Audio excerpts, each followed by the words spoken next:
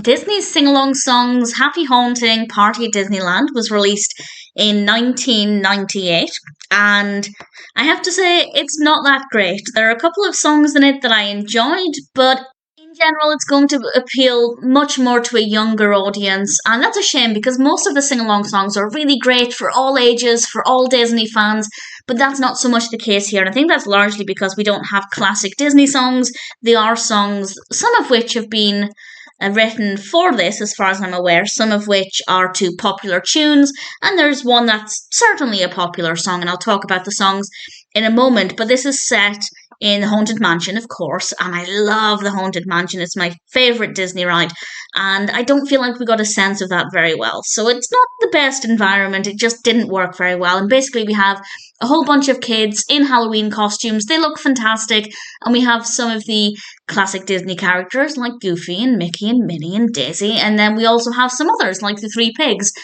And that was all really fun as well, but I feel like it wore thin pretty quickly. It stopped being appealing once I got over the initial concept, and I was hoping we had some good songs, and unfortunately, some of the songs are okay, but again, I feel like it's definitely more suited to a younger audience than to a more mature, shall we say, Disney fan. So I'll go through the songs. Honestly, I don't have that many thoughts. There are a couple that I did like, and I'll talk about them when we get there.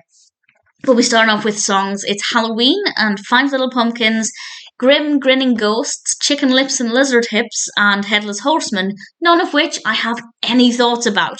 Then we get to Five Little Witches, which I actually really liked. It's to the tune of Five Little Indians, and it's a pretty good song, and I didn't mind it.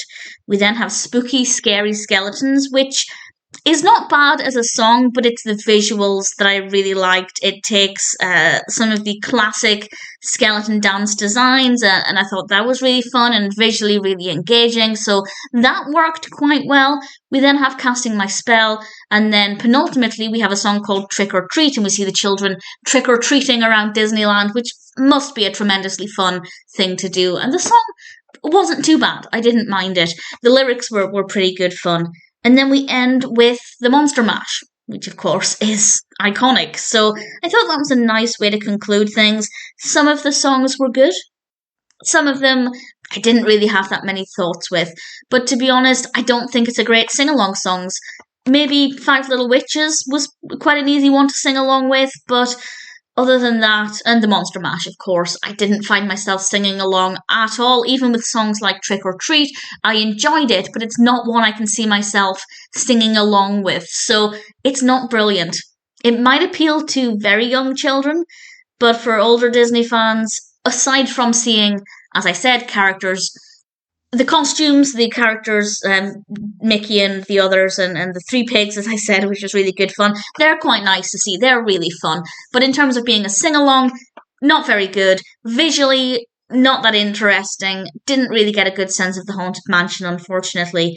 And apart from a few decent songs, it's not one that I'd imagine singing along to at any point. So I didn't love it. I think it's definitely one of the weakest Disney sing-along songs. For younger audiences, or if it's nostalgic for you, if it's something you remember from your childhood, it might be worth checking out. But if you're an older Disney fan looking for classic Disney songs with which you can sing along, this isn't the best one to go with.